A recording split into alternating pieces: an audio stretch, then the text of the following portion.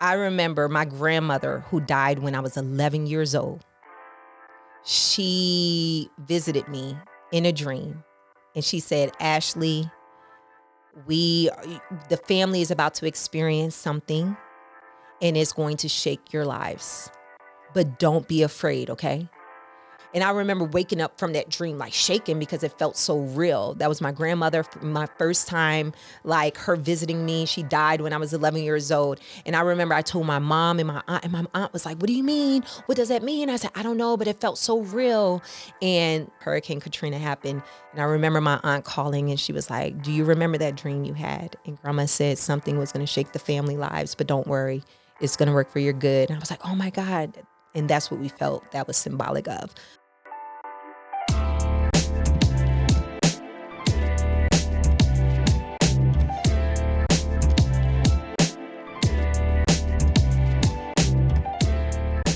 But now, I mean, now you're getting older. You're going through the Yes. competitions of life in Yeah. New Orleans, dealing with your brothers, Right. dealing with the issues of colorism and trying to move up in this world. Like, when you were going through that process of school, what were your aspirations when you were like in middle school, high school? Where did you feel like you felt that you were going to be? I really didn't know. Like, I didn't have like the goals of when I grow up, I want to be. For me, it was always a ... Like, I remember saying I wanted to be a lawyer, of course, because when people hear or see that you speak very well and know how to debate things, right? I'm very argumentative. Is that right? Argumentative? Yes, Yeah. that works. So We could make up any words in 2023. You could be whoever you want to be as well, too. right, that's true. Maybe I want to be a woman right now. I have no idea. No, I'm just kidding. It's a joke. That's true. I'm probably going to get canceled or offend somebody. I'm sorry. Already, forget it. Right, no, but just I didn't really have an idea of what I wanted to be. I just knew that, and it didn't matter at that time because growing up is like, my mom was really like, I was like, I don't know if I want to go to college. I don't know if that's for me. You kick that to your mom, and she was like, oh, it's for you, and you're going. And not only that, you're getting out of New Orleans and you're going to a school in Ohio, and you don't know what you're going to major. Good, you're going to major in business management. Wow. That was my mom. Like, she was like, oh no, you're going to be okay. But your friends are going to be here when you get back. Trust me. That was my mama. And then off you go. Off I go. So did you do any research about your school or anywhere that you were the going? pictures. I fell in love with the pictures. I remember seeing Miss Wilberforce on the cover, and I was like, oh, I'm going to run for Miss Wilberforce one day. And, I did run for Miss Wilberforce. I'm going to be a cheerleader, and I was a cheerleader. But then, I just fell in love with, like, the only thing we had, because when I first went to school, back then, we didn't have time for you to visit campuses and school. Like, you better fall in love with these pictures and off you go on the first day of school. These kids get the luxury of going college, going around to different campuses. We were in New Orleans. Ohio is like 15, 20 hours away. You're going to fall in love with these pictures. And then we're going to send you away. And that's exactly what we did. Wow. That's wild.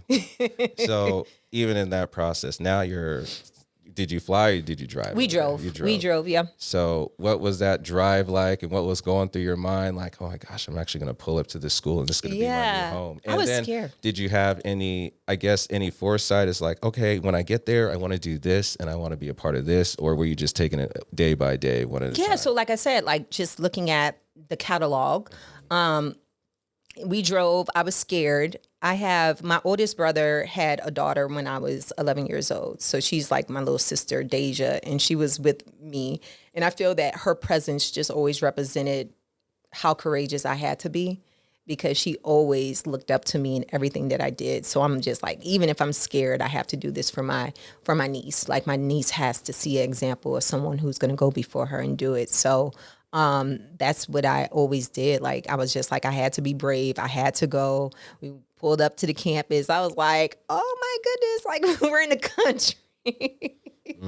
We're in the country. But yeah, and I did. And 4 years, went 4 years straight, went through college. 4 years. 4 years. So what is a brief summary? Can you give me a brief summary of your time at Wilberforce? What was A that brief like for you? summary. Let me And how think. can you sum it up in? Sum it up? Yeah. It was a beautiful, 2 words, a beautiful struggle, right? Because I think that with any college, any experiences you have to be revealed more of yourself, to be in relationship with people, to navigate a world that's so foreign, right? I'm coming from the South. I'm coming from, this was my first experience with people from Chicago, from Detroit, from New Jersey, from New York, California. And it's like, here we are all having to learn how to be in community with each other. And it was the most challenging years of my young adult life, but also the most fruitful and beautiful years of my young adult life. And I have made lifelong friendships throughout that process. Yeah, I remember even when we were in college, there was a time when Hurricane Katrina happened. Yeah. And you were at school. I was at school. And I know for a fact that really affected your family. Mm-hmm. What was that process like? What is that story like? I don't think I've ever shared this story publicly. I remember my grandmother, who died when I was 11 years old. She visited me in a dream, and she said, Ashley, the family is about to experience something, and it's going to shake your lives. But don't be afraid, okay? And before I asked a question back, I was like, wait, Grandma, what do you mean? She was like, don't be afraid. And I remember waking up from that dream, like shaking, because it felt so real. That was my grandmother, my first time, like her visiting me. She died when I was 11 years old. And I remember I told my mom and my aunt was like, what do you mean? What does that mean? I said, I don't know, but it felt so real. And Hurricane Katrina happened. And I remember my aunt calling, and she was like, do you remember that dream you had? And Grandma said something was going to shake the family lives, but don't worry, it's going to work for your good. And I was like, oh my God. And that's what we felt that was symbolic of. But Hurricane Katrina, such a devastating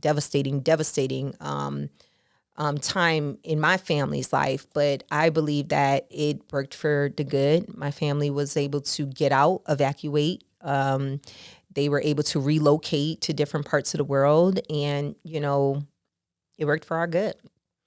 That's really good to hear. Yeah. And during school, like, how were you handling it? And then also going to your classes. You're still a part of the cheerleading squad. Right. You're still trying to, make sure that you're excelling and achieving your goals there as well. So how are you dealing with all of that pressure? I would say that was one of the times in my life. I was a sophomore in college where the community of Wilberforce really showed up for me.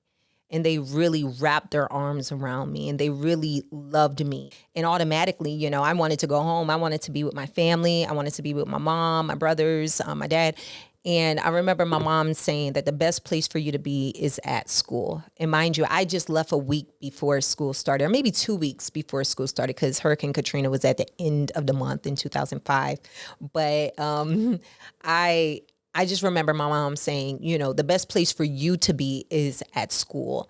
That's safe because there's so much uncertainty. They had to relocate to Houston. They didn't have any housing at the time. They were going through so many different processes with the government, just all type of stuff. But the community at Wilberforce, that is one thing I would never forget. The way people wrapped their arms around me, the way they loved my family, the way they gave me so much. And I will always, my heart will always just remember the generosity from not only the school, but even Xenia, people reaching out to me, asking me what my needs are, and, how is my family? What do they need? And just being a community and a collective who was in grief with a whole state and a whole city. So.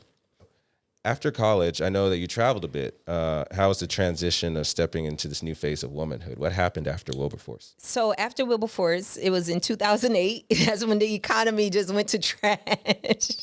The economy went to trash. And it was so sad for my classmates and for us, right? Because I feel that everybody left out of school, with hopes of getting a good job. I remember I had some jobs that fell through that I went through the career services with, and they were just we're having a hiring freeze, and I went home to Houston, Texas. You probably don't even remember this, Daniel.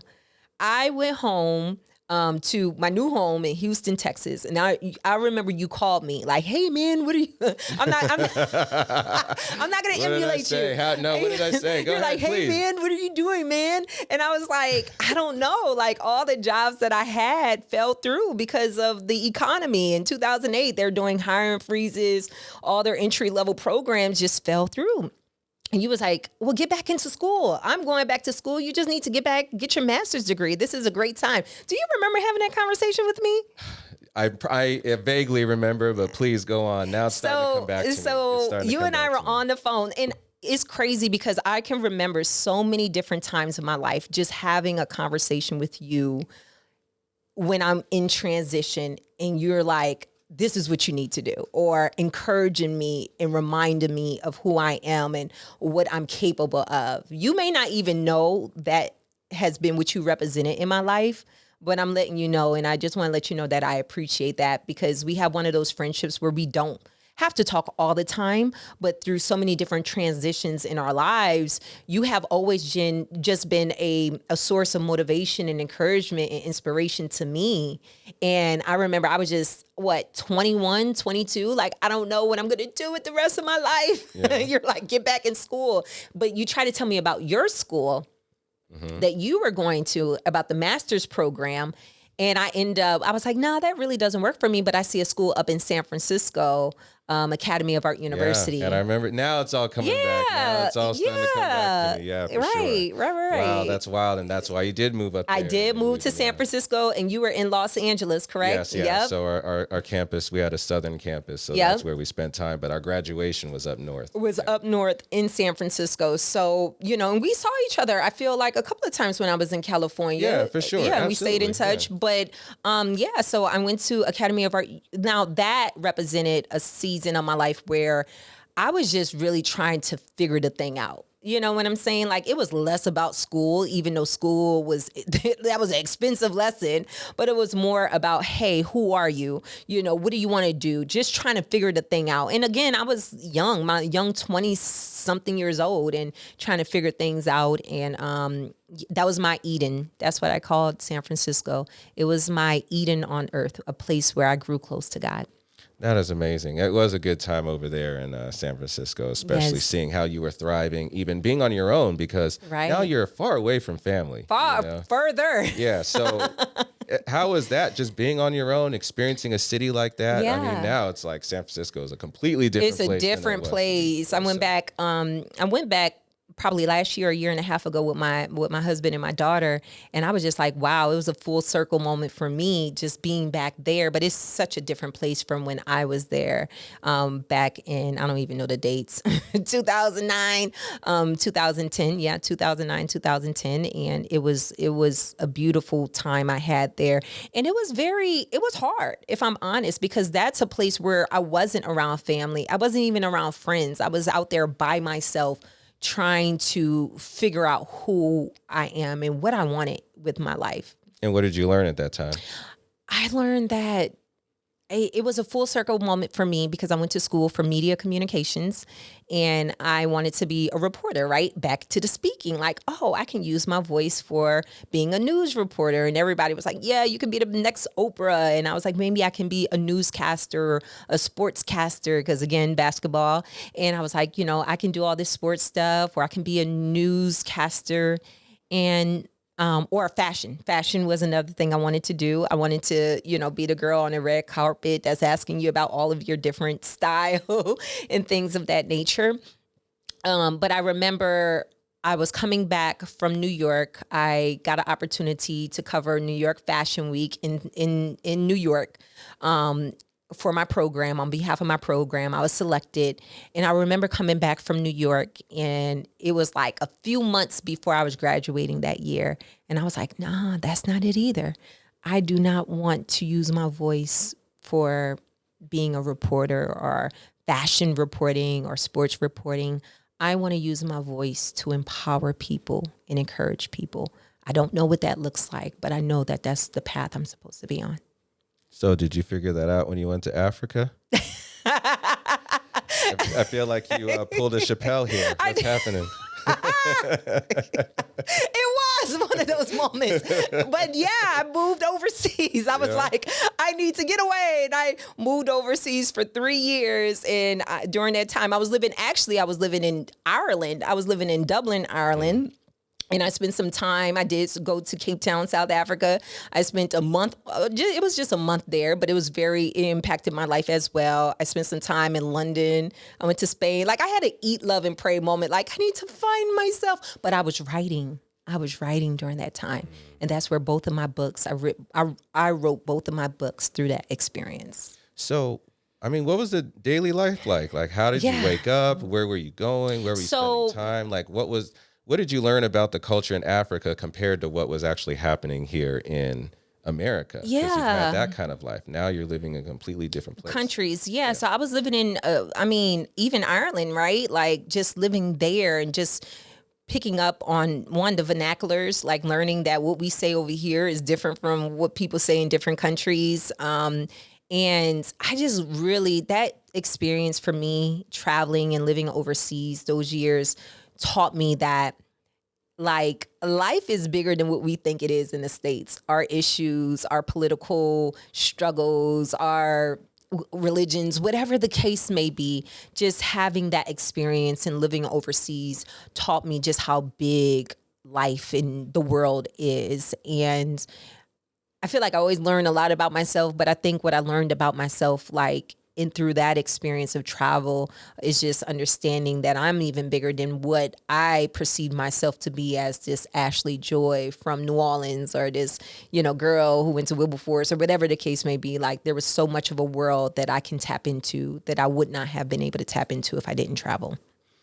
So was colorism an issue there too, or? I'm sure they had their issues with colorism, but I didn't feel that. I mean, in places like Dublin, Ireland, I mean, they loved Black women. Even in Spain, I always told my husband, if I spoke Spanish, I would not be your wife right now. Man, that's a good time. Yeah, I had a good time traveling.